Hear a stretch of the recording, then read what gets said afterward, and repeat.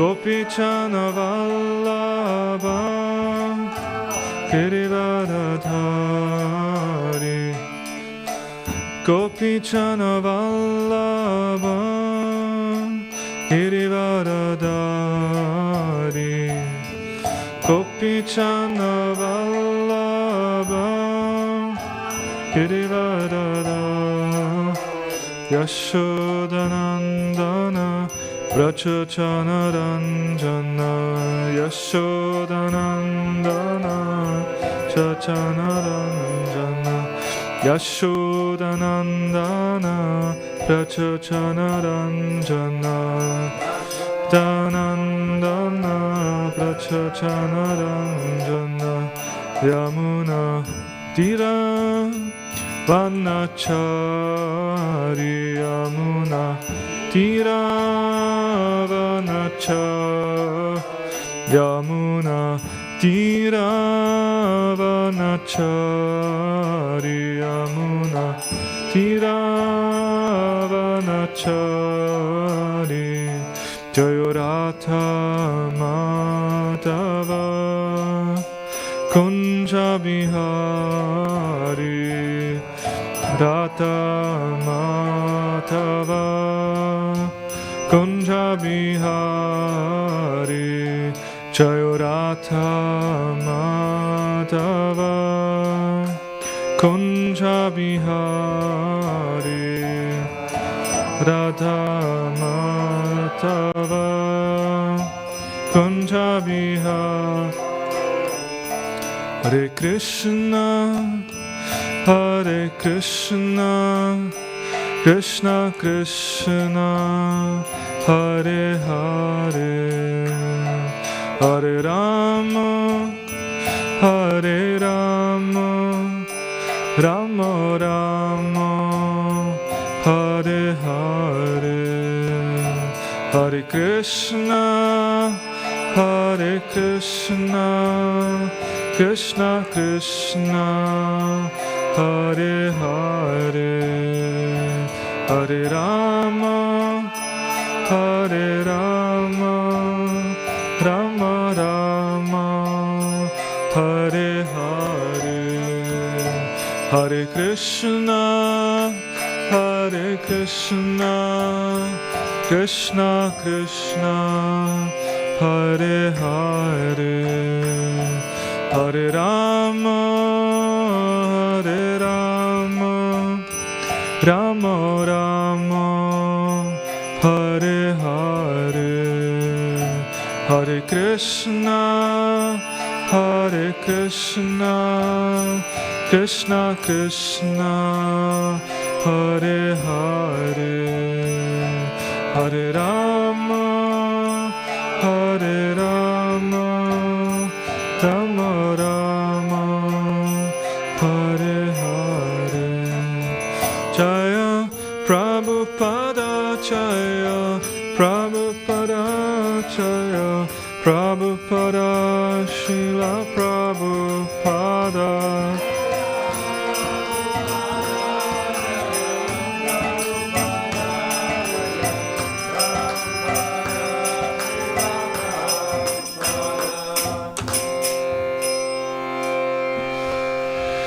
Srila Prabhupada ki jai.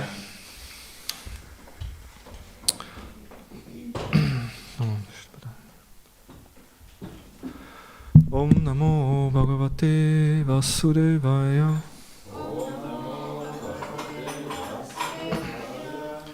Om Namo Bhagavate Vasudevaya.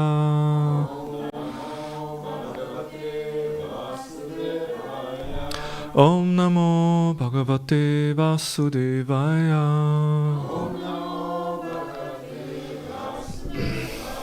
Narayanam Namaskrityam Naram Chava Narottamam Devim Saraswatim Vyasam Tato Jayadire Nashta Praeshu Abhadreshu Nityam Bhagavatam Sevaya Bhagavati Uttama Shloke Bhaktir Bhavati Naishtiki. So reading from Srimad Bhagavatam Canto 5, Chapter 6, titled The Activities of Rishabdev. This is text 10. And I'll go straight to the translation and purport. It's a very long pro without a meter, so. Translation and purport by His Divine Grace, A.C. Bhaktivedanta Swami Srila Prabhupada Ki. People who are lowest among men and bewildered by the illusory energy of the Supreme Lord will give up the original Varnashram Dharma and its rules and regulations. They will abandon bathing 3 times a daily and worshipping the Lord. Abandoning cleanliness and neglecting the Supreme Lord, they will accept nonsensical principles. Not regularly bathing or washing their mouths regularly, they will always remain unclean, and they will pluck out their hair. Following a concocted religion, they will flourish. During this age of Kali, people are more inclined to irreligious systems. Consequently, these people will naturally deride Vedic authority, the followers of Vedic authority, the Brahmanas, the Supreme Personality of Godhead, and devotees. And Prabhupada writes an interesting purport. Presently, the hippies in the Western countries fit this description. They are irresponsible and unregulated. They do not bathe, and they deride standard Vedic knowledge. They concoct new lifestyles and religions. There are many hippies groups at the present moment, but they all originate from King Arhat, who imitated the activities of Lord Rishabdev, who was situated on the Paramahansa stage. So it's interesting how Prabhupada connects the ancient Vedic Bhagavad Purana scripture and then what he experiences in America. And all of a sudden King Arhat becomes the origin of the hippies.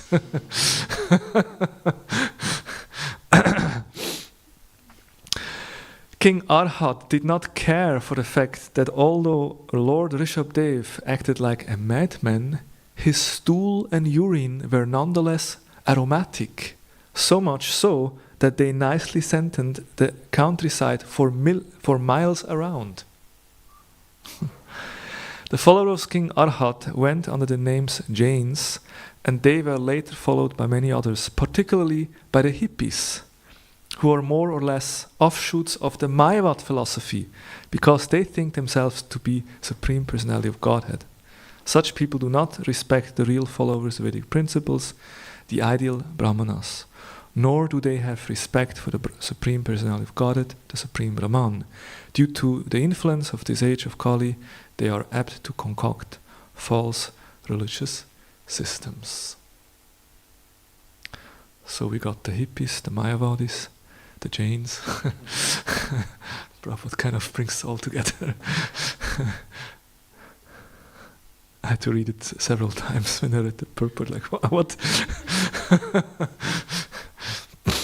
Okay.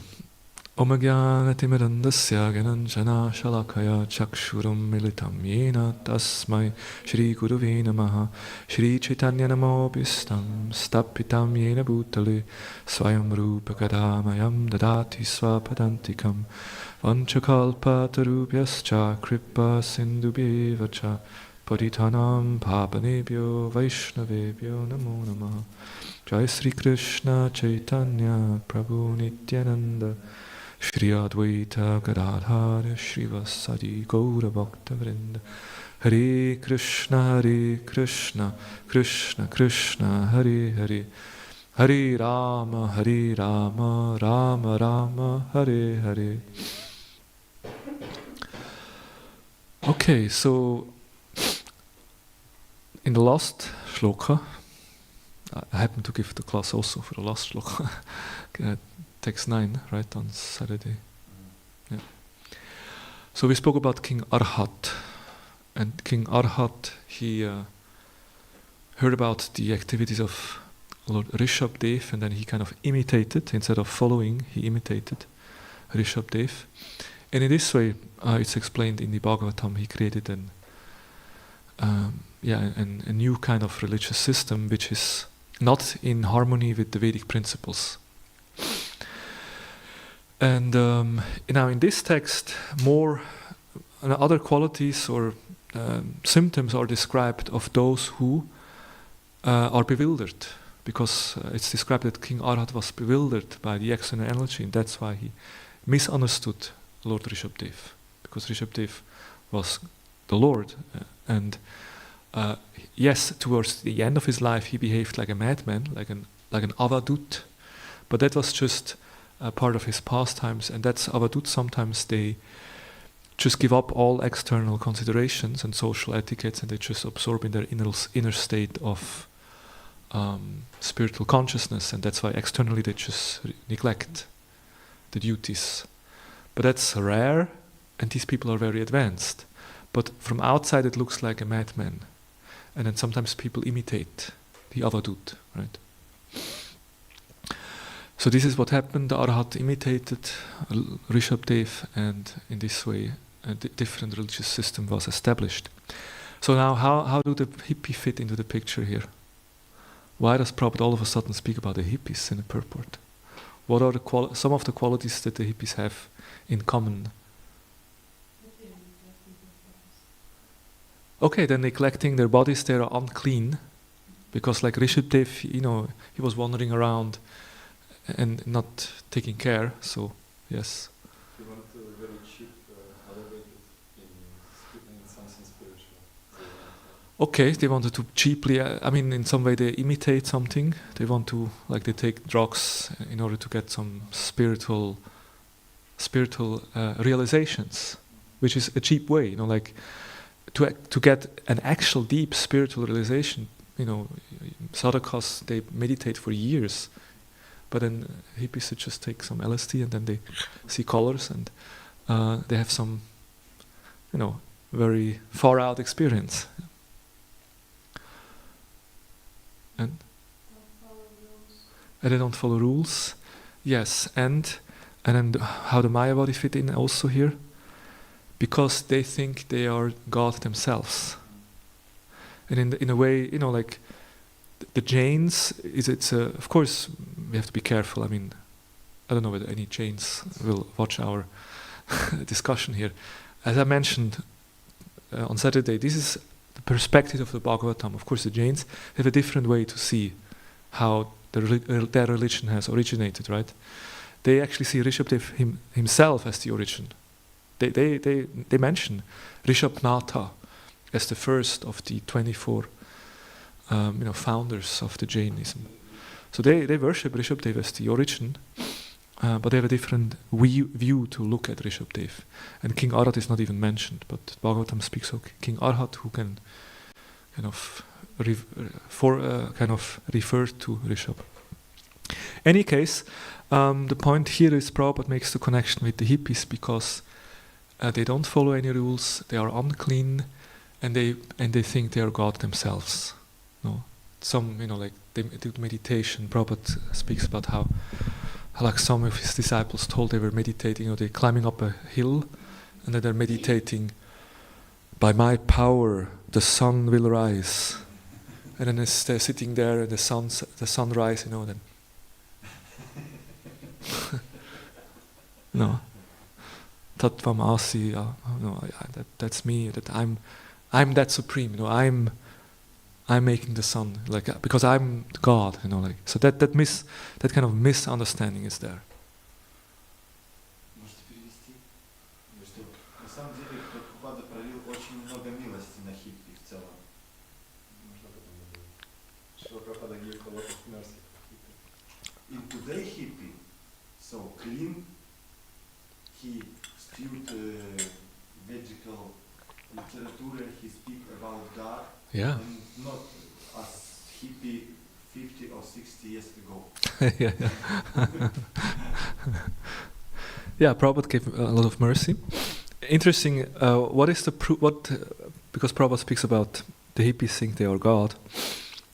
What is the proof that someone is divine according to this purport?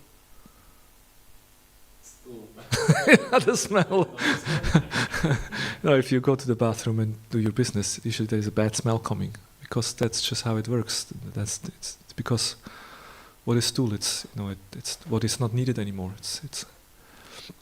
But here it says, Rishabdev's stool had a good smell, like incense or something.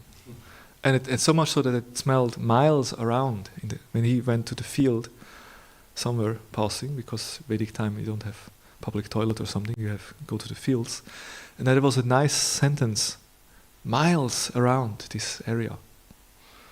So, if anyone has a trip, or maybe I'm an avatar or so, just go to the bathroom and check. So that's what Prabhupada gives us an indication. 130 kilometers. There is a. Area. That doesn't give numbers, but yeah, it's. All right, so these are just some reflection on Prabhupada's purport, which is quite interesting. But I would like to talk a bit about, because it's mentioned several times, they will abandon bathing, they will not wash their mouth, they're unclean. It's mentioned 3-4 times in the text. So I would like to talk a little bit about external and internal cleanliness, because when we speak of cleanliness, there is two. There is external and there is internal, right? And let's just talk about this a bit, because this is a symptom of those who are in Sattva Guna. This is a symptom of those who are follow Vedic culture, whereas on the other side, those who are demoniac or those who reject Vedic culture, they don't follow. And therefore, this is an important aspect. So external cleanliness cleanses us from the material elements, from dirt outside. And internal cleanliness cleans us from the anartha, internal false identification, false pride, and this inside dirt. Prabhupada says in the Bhagavad Gita, purport 13.8, cleanliness is essential for making advancement in spiritual life. There are two kinds of cleanliness, external and internal. External cleanliness means taking a bath, but for internal cleanliness, one has to think of Krishna always and chant Hare Krishna, Krishna Krishna, Hare Hare, Hare Ram, Hare Ram, Hare Hare. Yeah, you know the mantra. Huh? This process cleans the accumulated dust of past karma from the mind. That's the way to internally purify. So externally we purify from dirt, and inside from the accumulated karma, or dirty things, anarthas. So sometimes maybe not be possible to remain externally clean due to external conditions. Sometimes, you're traveling. Like we have a very strict, like when we go to the bathroom and afterwards we take shower. If it's, but if you're in an Indian train for 24 hours or more, it may be difficult to take a full shower. So the travel, or if you're in an airplane, like you have a 12-hour flight, and what to do. You can't take a shower. Sickness, sometimes you're so sick that you're just laying in bed for a couple of days. I remember when 5 years ago, I had typhoid fever, and it was very serious, and I ended up 5 days in the hospital in Mathura, and there was no question of taking a shower. I was there in the bed, like. So what to do? In these circumstances, sometimes there is no water. Like I remember traveling in India, and then you go to some cheap hotel in the morning. You want to take a shower, and there's no water. These kind of things can happen. So, but we should keep internally clean, regardless of the external condition. Externally we may sometimes not be able to be clean, but internally we should always try to remain clean. And of course we have this powerful mantra, Om Pavitra Pavitro Va Sarva Vastam Gatopi Va Yasmarit Pundarikaksham Sahabaya Bayantara Suchi Shri Vishnu, Shri Vishnu, Shri Vishnu. So if one is apavitra, what is apavitra? Apavitra means impure, unclean. Or pavitra, pure, or even in all other conditions, he who remembers Pundarikaksha. Who is Pundarikaksha? Vishnu. And the one who has lotus-like eyes. So one who remembers him, Pundarikaksha, Vishnu, he becomes pure outwardly as well as inwardly. Just by remembering Vishnu, Vishnu, Vishnu, or Krishna, Krishna, then we become pure inside and outside. So that's very practical.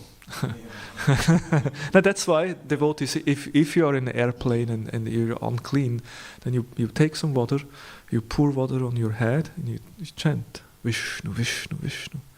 And at least you're kind of somewhat clean. Or many devotees who are traveling a lot, they have this little spray with Ganges water inside. I also started to use it because now I travel more. It's handy, like and Ganges water in your hands, and yeah, you're again clean. Of course, then one should not misuse it. Oh, it's a little cold, I don't take shower. Just Vishnu, Vishnu, and not like that. But if it's needed. So, and of course, the Brahmana versus Kripana, Prabhupada speaks often about this, that a devotee is Suchi, a Brahmana is Suchi, Brahmana is most clean. The opposite is Muchi, Muchivala, Muchivala. Opposite is a Brahmana, Kripana. And externally, a Brahmana is clean, and also internally a Brahmana is clean. Externally he's clean by keeping the body very clean, and internally by remembering his identity as a spiritual soul and as a servant of Krishna. Whereas the Kripana is externally Muchi and internally also Muchi, because he identifies with the body, cultivates his lusty desires and greed. And of course this has to do with the gunas. It's not just a religious kind of, some people may say, this is just some religious dogma and some rules, regulation, nobody knows why we follow it. But actually it's very scientific, because it has to do with the gunas. The modes of material nature, they very much influence us, and uncleanliness or impurity is mode of ignorance, and ignorance will cover us, and in this way we are far away from spiritual understanding. So that's why cleanliness is an elaborated part of Vedic culture, and external purity is the prerequisite, or we need it. It's needed for developing internal purity. You need external purity to develop internal purity. If we can't keep our bodies and surroundings clean, then how can we hope to remove the dirt inside, right? Because what is easier, cleaning outside or cleaning inside? Huh? Outside it's easier, no? To just wash your body with soap. It's easier than actually wash your heart. So if you can't do the first, then how can you hope to do the second? like that. Prabhupada says, cleanliness is sattvic and healthy. Uncleanliness is tamasic and intolerable. Vedic culture requires that brahmacharis be clean. Indeed, one of the symptoms of a degradation in Kali Yuga predicted in Srimad Bhagavatam is that brahmacharis will be unclean.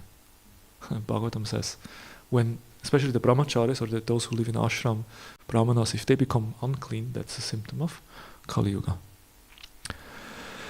And once, Mother Dina Sharana, she is our GBC still. She serves as a GBC for almost 20 years for Germany, Austria, and also Switzerland. And she tells a story that she was in Vrindavan. That's also quite, that's public knowledge. She got married to the temple president of Schloss Rettershof, like the powerful leader of the time. And then after some months, that devotee felt, actually I want to better renounce. This marriage was not a good idea. And told his wife, now we separate, you can go to Radhakund and be a widow. So he sent her to Radhakund.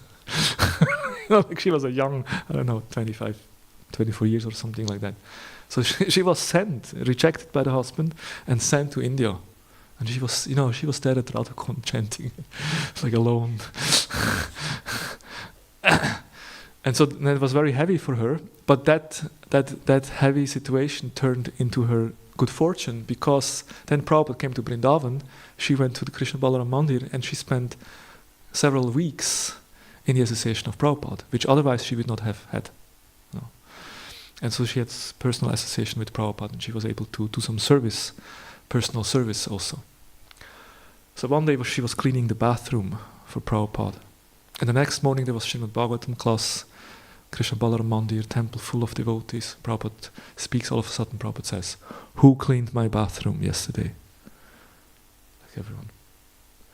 And then she was like, and Prabhupada again, who cleaned my bathroom yesterday? And then she said, "Prabhupada, I cleaned the bathroom." And Prabhupada said, "Very well done, like very, very clean." And then Prabhupada says, cleanliness, like he appreciated and said, "Thank you so much, thank you so much. Cleanliness is next to godliness," Prabhupada said. Cleanliness is next to godliness. And of course, she was very relieved. And it's nice, Prabhupada appreciated her service. The German perfection was appreciated. The German cleanliness. So Prabhupada says, if you're not clean, Krishna will remain 1,000 miles away, Prabhupada says. And Prabhupada wanted revolutionary cleanliness. Because when there is cleanliness, then Krishna is close. When there is uncleanness, it's far. Okay, so, and of course, in some way we can say sattvic atmosphere, and it helps, and unclean effects inside. It's interesting because when we understand the principle of the gunas, we can influence in a way by we are affected by sattva guna or by the gunas outside, but we can also, from our side, we can also endeavor to create an atmosphere which then influences us also in a positive way, right? And of course, in some way, we can say sattva guna is not bhakti per se. It's not bhakti. To be clean is not. There's many people who are clean, and they're not devotional. So nicely, and Jaiva Dharma says, nicely absorbed in bhakti, good qualities naturally bloom. So it does not have to make a separate effort. Like if you actually absorb nicely in bhakti, then all the good qualities will come naturally as a result.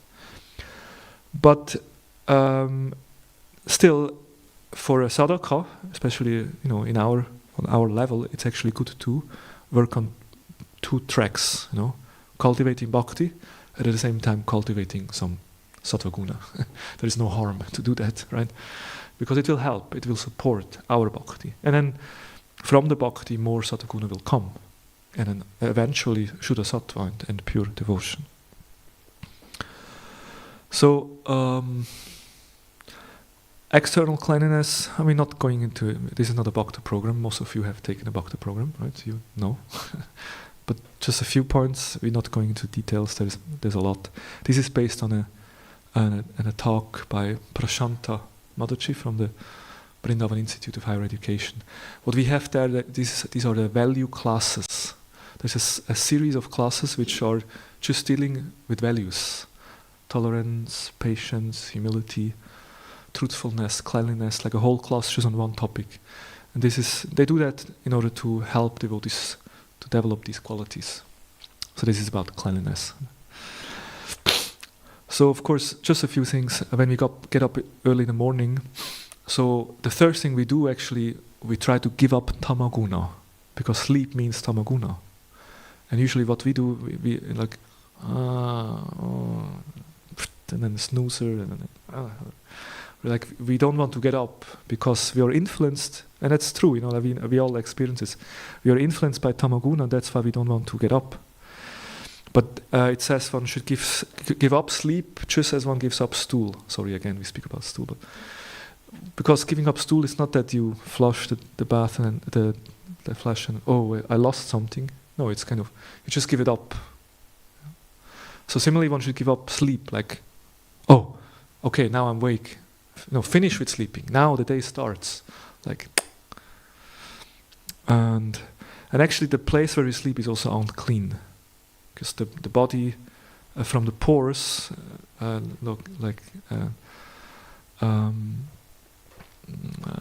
gives out dirt, or the body is oily. So, and in a sense, if you sleep on a floor, it's actually the best, because then you can just take away your mat and then just clean the floor. It's the best, most clean way.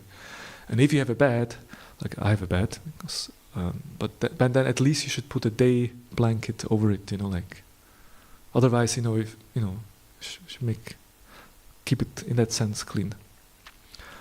Like that, and there's many more things like these kind of things. And of course, the way we clean our body is a whole system in Vedic.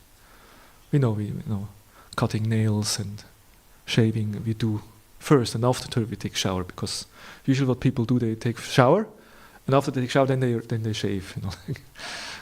Which, according to Vedic principle or understanding, you actually become dirty again, because cutting nails or hair is something unclean, and so on. And of course we know when we take a bath, here it says, after passing water, actually you should wash your mouth 3 times. Interesting. Like washing mouth, hands and feet, originally also feet, hands, like that. Urinate, just small. But as I said, I'm not going into all the details. You can read that. There's Bhakti Vikash Maharaj has in the Brahmacharya has on cleanliness. There's a whole chapter, not a chapter, but a whole section, and so on. So let's go to the internal cleanliness, which may be more. External is relevant also, but internal is important, because the external cleanliness involves the external body, and the internal cleanliness refers to the subtle body. And out of the internal cleanliness of the two, internal is more important in a sense, right? Because at the time of the death, we give up the gross body, and it will me only, and the mind. If I give up the gross body, but I will take the subtle with me, and then the state of my mind will decide where I'm going. So in that sense, it's more important.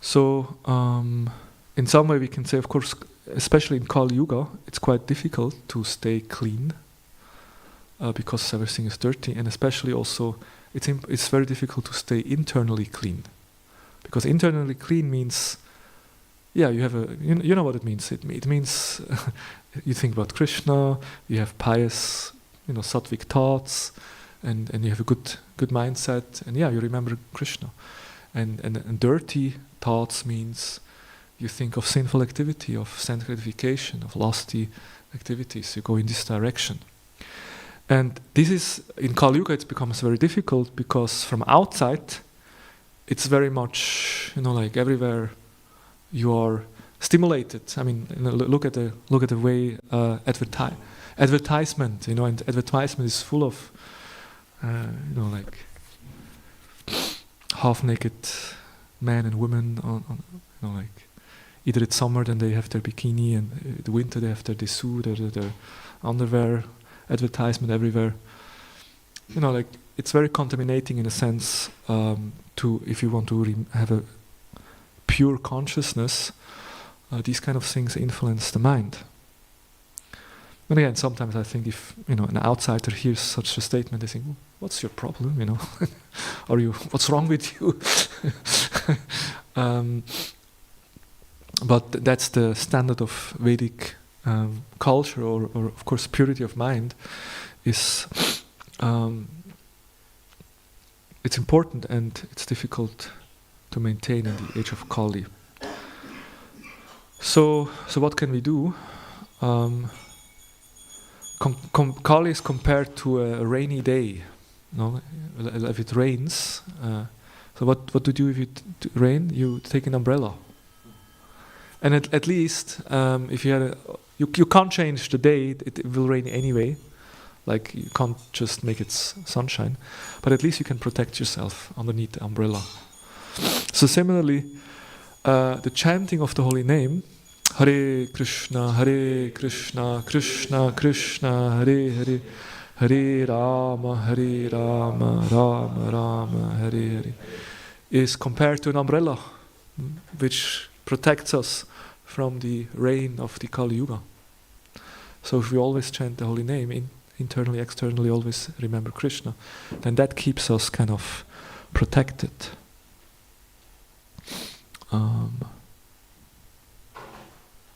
So the thing is, the mind is never stable. The mind is always moving here and there.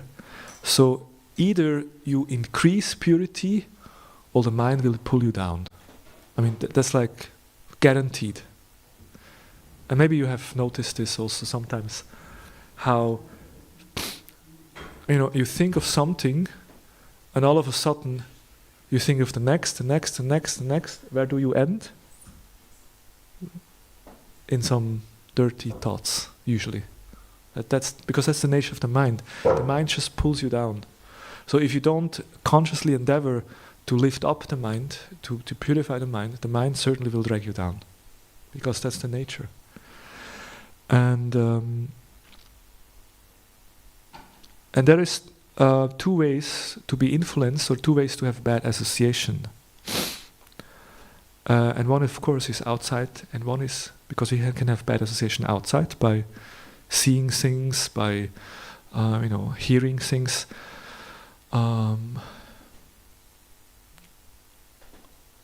know a story of a devotee who lived in a house where he, the walls and so were not so, it was very easily you could hear, and there was a couple, and I don't go into the details, but they were quite passionate in their nightlife, and the devotee were hearing them, and in this way he had a fall down because he was affected.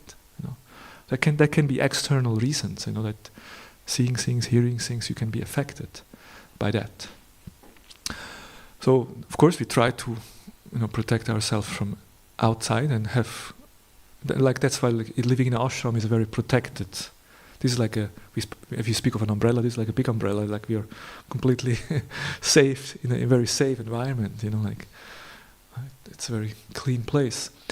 But then there is also bad association that comes from inside. So that means because our mind is like a camera, takes picture, or like the mind is compared to like a storehouse, or like a external, how you call it, Festplatte, hard drive, where everything is kind of saved.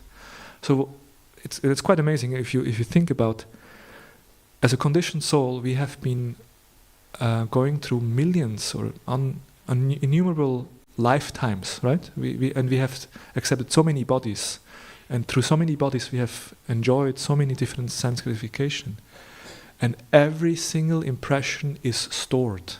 Whatever we have seen, whatever we have heard, all the sense impression, they're all stored in our unconsciousness. Nothing is lost, it's all there. Jai Jagannath Baladev Subhadra Shishi Gaunitai Ki Jai. And so that's why we can have bad association coming from inside, because everything is stored. You may, and even in this life, you may be a staunch brahmachari for 20, 30 years, but maybe before you became a brahmachari, you maybe did some nonsense, and you still have the memories, so you can still remember. You can sitting there and very peacefully chanting like a saint, but inside you kind of. And these sanskaras, it's also interesting, the term sanskara, it means an impression. It's like in the Middle Ages they had this, when someone wrote a letter, and they closed the paper, and then they put some wax, and then they had a ring with a symbol, and then they closed like a seagull, they closed the letter with this. And in this way, nobody could just open the letter, because if you open the letter, the wax would broke and one could see that this letter was broken. and there was a certain sign which, of that king or that ruler, like that. So why I'm saying, because sanskaras, like the impression in our mind, it works similarly. Like the mind is like the wax, and then the things that we experience outside, the sense, the impression, they kind of give an impression into our mind, like this ring. And in this way, we have many impressions in our minds. And then if you're not careful, then these things can come up to our consciousness, and then we just, think about these things and reflect. And of course, that's why the practice of spiritual life is meant to create new samskaras, spiritual samskaras. When we every day see the deities, come to the Mangal Arti, and we chant, and so this creates a new impressions, which then gives us a more sattvic and spiritual understanding. So in this way, in both ways, internally and externally, we have to be careful. Of course, externally, we mentioned some examples. There's so many other examples. Film industry, like watching a movie. We may think, watching a movie is not something, But depending on what you watch, it can have a very deep impression. And also watching movie means kind of forgetfulness. You switch off. You completely forget who you are. You completely forget where you are. You kind of just make a switch off your life, and the subtle body is completely absorbed in what's going on there. And of course, you could argue in some way, human beings always like to have stories. Like in ancient times, they were just storytelling, and people would tell stories, and this is also a form of entertainment, kind of a need that we have. But film is much more absorbing. And of course, in Vedic time, they would tell, what kind of story would they tell? Ramayana, Mahabharata, Krishna Lila. So that's a different way of absorption, right?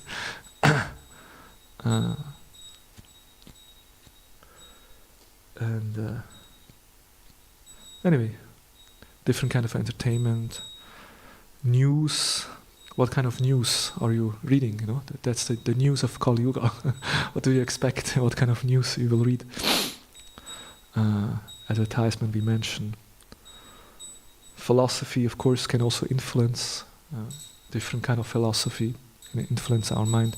Of course, food is very important. We have to be careful what we eat, because food has a great influence in our consciousness. And of course, what to speak of association is most association with which kind of people we associate, even amongst devotees, with what kind of devotees we associate, has a great influence. Now, what is the ultimate purifying agent? And we already mentioned it. What is the most purifying agent? It's the holy name, right? There is this beautiful song. Let me see whether I get it right here. Maduram madure pyopi mangala pe pyopi mangalam pavanam pavane pyopi harenam eva kevalam abrahma stamba paryantam sarvam maya mayam jagat satyam satyam punam satyam harena eva kevalam. And so on. I spare you from my singing. So here it says, Maduram madure pyopi. And then it says, Pavanam pavane pyopi. So here it says, more sweet than all other sweet things, more auspicious than all other auspicious things, the greatest purifier of all purifying things. The holy name of Sri Hari alone is everything. So the holy name, the glories of the holy name it's the most sweet, it's the most auspicious, and it's the most purifier of all purifying things.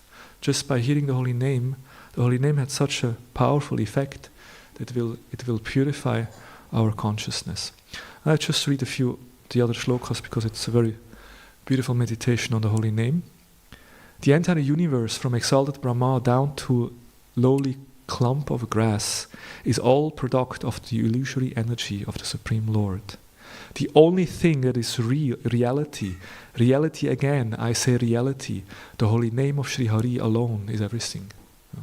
The only thing that you can find in this material world that is real is the holy name. Nice. Of course, we are real and Krishna is real, but what we see in this world, whatever we see is basically illusion or temporary. That person is a true protector or a true father, a true mother, and a true friend also only if they teach one to always remember the holy name of Sri Hari alone is everything. So the one who teaches us the holy name, who gives us the holy name, he's our true father. There is no certainty when the last breath will come and put an abrupt halt to one's material plans. Therefore, it is wise to always practice chanting from very childhood. The holy name of Sri Hari alone is everything. Lord Hari eternally dwells in that place where truly exalted spiritual advanced souls sing in a mood of pure devotion. So where the holy name is sung with devotion, the Lord resides there. Aho, what a sorrow, what a great sorrow, more painful than any other misery in the world. Mistaking it as a mere pieces of glass, the people have forgotten this jewel. No? People see us, Hare Krishna, Krishna Krishna, Hare Hare. They think, oh, these people, why are they singing? They think this is kind of something funny, Hare Krishna, Hare Rama. They see it as a piece of glass. What is this Hare Krishna, Hare Rama? They don't see what a jewel this chanting actually is. It should be heard again and again with one's ears. It should be uttered over and over with one's voice. It should be perpetually sung and sung anew. The holy name of Hari alone is everything. It makes the entire universe seem insignificant as a blade of grass. It is splendorously reigns supreme over it all. It is full of eternal consciousness, divine ecstasy. It's purely, supremely pure. The holy name of Sri Hari alone is everything. And of course we quoted this song because of the first line, the greatest purifier of all purifying things, the holy name. And we kind of come to a conclusion that it's important for us to always remember that the holy name is extremely merciful. And we know Cetadarpana Marchanam is the holy name that purifies our heart, the chanting of the holy name. And the more we understand the nature of the holy name, the more we actually become grateful. And the more we become grateful, the more with attention we chant, and the more with feeling we chant, which is what is required, right? Chanting with feeling. And I will just conclude with reading from the Nam Rahasya, which describes the nature of the holy name.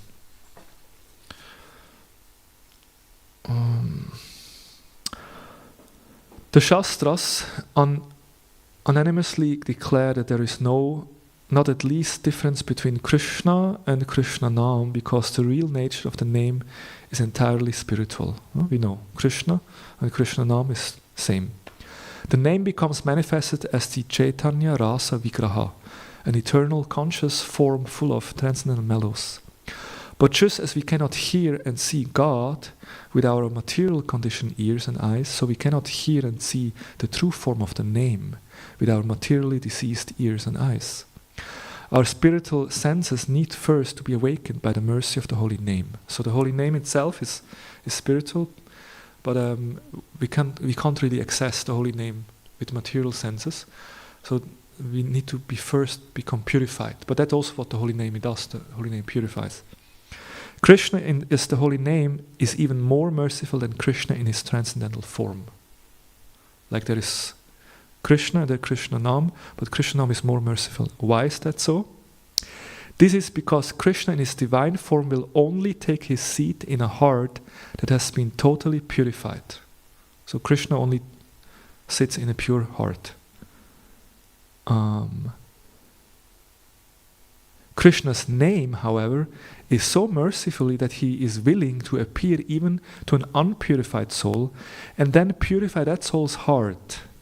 In his name form, Krishna accepts the dress, so to speak, of a street sweeper and cleanses the heart of the many contamination to be found there, along with the soul's beginningless ignorance, strong material desires, and karmic reactions. So, and that's a beautiful analogy. Holy name becomes like a street sweeper and enters in our heart and purifies our dirt, takes the dirt out and purifies. And then Krishna as a person will manifest. And therefore Nam, Krishna Nam, is more merciful than Krishna as a person, because the Nam goes even there where it's dirty and helps us to clean that heart. So in this way, this is the most wonderful and powerful process, chanting the holy name with feeling and attention, and with that feeling of relationship to Krishna, and then heart will be purified. So in this way we spoke about cleanliness, about the importance of cleanliness. Externally, we have to be external clean so we can have a hope to become internally clean, and this also will help us, support us. And then once we are established in Sattva Guna and externally clean, then more and more the chanting of the holy name will also internally clean us. And then we truly become purified. And in today's shloka we heard the opposite of people in the Kali Yuga who are not clean, who don't follow any injunction of Vedic, and therefore are following in a wrong direction. Hare Krishna. Any comments or questions? Thank you so much for your wonderful lecture. I have one small comment and then a question. When you were mentioning how we should really get to know more and more about Krishna's name and potency, I just had this very deep conversation with someone yesterday, and she told that she knows, her relative, one person was literally dragged out of his body like Ajamil from demons, he told her. And then she was showing him this picture, and he said, yeah, exactly, they looked like this.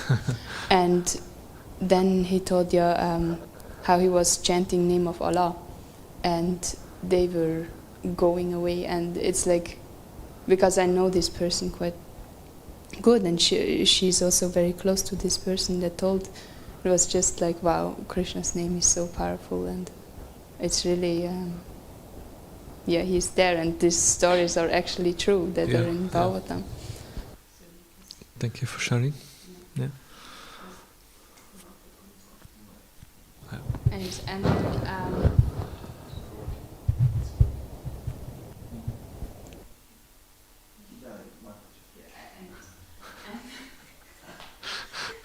I also felt like if we're really chanting and being there with the heart, the dirt is going away like anything, especially when Prabhupada's chanting uses the most wonderful thing. It really relieves us of all the dirty thoughts. Then it's also related to the question that I had when we were giving lecture last time. It's about that in my situation now I feel myself quite unclean, because my thought, as I observe myself how I tend to criticize more and more. I could see my face that I'm seeing faults in everyone, and actually to do offenses against Kutinati, finding fault in others is an artha, it's also a form of dirt. One of the most unclean things. Yeah. So elaborate on that, how we can, also what we should do if we see that in ourselves. Okay. Just 2 points. One, in regard to chanting, Sachinanda Maharaj gives that beautiful analogy of Namaparat and Nambhas, because purification only takes place if you chant Nambhas, if you chant attentively. Then purification takes place if you chant with offenses. If you chant spaced out, there is no purification going on. You can't really get much from Namaparat. It's required that that you at least come to Nambas where there's some attention, and then many things can come. And the example is given like if you go to under the shower and you turn on the water, but you stand next to the water, and you expect to become clean. No, you have to stand underneath the water, and then you can clean. But if you just stand in the shower and the water goes next to you, and so you need to go underneath the water. So similarly, we have to go under the Nambas in the attention. When attention is there, then purification. That's why as soon we chant one Hare Krishna, like attentive, then purification takes place. As soon as we think of something else, no. So that's an interesting kind of meditation. And then to the second point, kutinati, this tendency to criticize others. Yeah, it's interesting to understand why it's there, because it has the mind. It's coming from the mind, or from the false ego. And why is the ego is doing that? Because the ego always wants to, tell us that we are the best. We are number one. Nobody is better than me. That's kind of the message of the false ego. Because, that's I am mine. That's kind of, I'm the center of the universe. And if I see that others actually have good qualities and maybe are better than me, and I don't have better qualities, so then I'm lower, right? So the only thing I can do, I can try to drag down the others so that I can feel better. That's the mentality of the mind, like if someone has truly good qualities, then it's not required, but because we don't have so many good qualities and we see others have qualities, then we try to pull them down, we try to see the faults in them, and then we feel better. So that's kind of what's subtly going on. By criticizing others, then we get a feeling of satisfaction. Yes, at least I'm not so bad like them. At least I'm better than them. That's the mentality what's going on, and that's it's a very sad affair actually. So, but it's good to recognize this at the first place, and the fact that you analyze yourself and are introspective. That's the first step. That's very good. Now, what we can do to counteract, and it's kind of an obvious thing. What can we do to counteract this mentality? Yeah, we can try to serve the devotees, and to see the good, to glorify. And sometimes even the karmis, they have this, they're also aware of this. I saw some people, they do now we do fasting from criticizing. And they kind of take a vow, I will not criticize anyone for 1 week, I will not criticize anyone. And then they will very, very carefully watch their mind. But instead of the positive way to counteract is that by actually glorifying and trying to catch someone doing something good. Okay, now today I will watch out. What can I see good in the others? He's doing that. And internally I can glorify and meditate. And then in this way we can train our mind to be more positive. And that kind of, it's a whole mentality that we need to cultivate. And that's the mentality of a devotee. It's a mentality of a Vaishnava.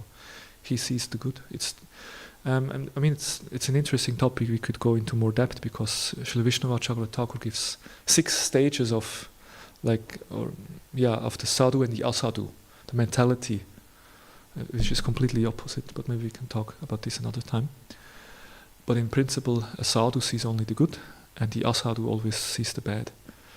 And we should become sadhus, seeing the good. And the good news is that this week we have a wonderful opportunity, because when is on Thursday, Friday?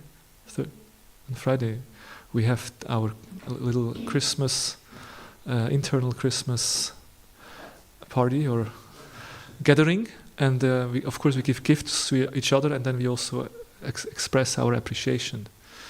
And my experience is always, you spend 2-3 hours sitting in this room and talking about the glories of the devotees, and everyone walks out completely blissful. Wow. It's like magic, just appreciating each other. And then afterwards everyone feels so uplifted. So we don't have to wait for Christmas to do that. Once a year. We can try to cultivate such a mindset and do it every day inside. So that's some thoughts. Yeah. Okay, Nitya Sevesta. Yeah.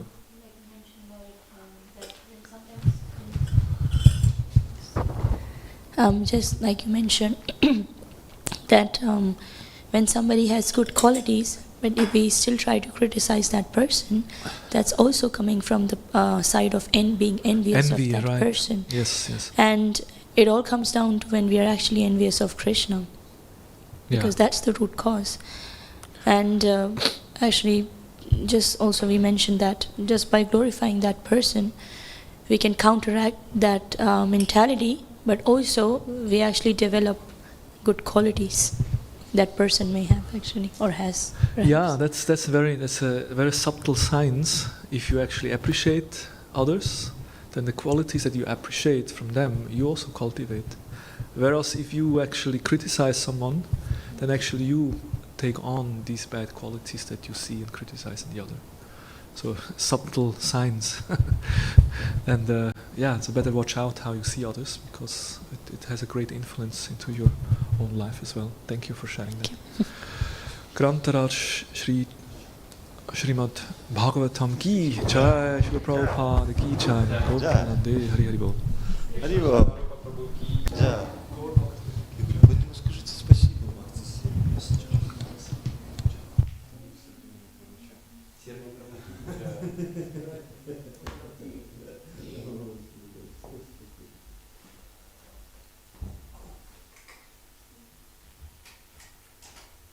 Вы знаете эту историю, да? Вот пациента пропадал. Что одной матери, короче, жизнь покатилась, короче, ее она пришла к Садху говорит, слушай, у меня есть подруга, она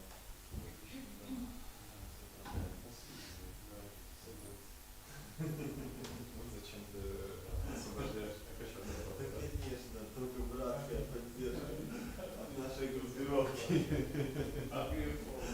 Ну, понимаете, да? Кришна, слава Богу.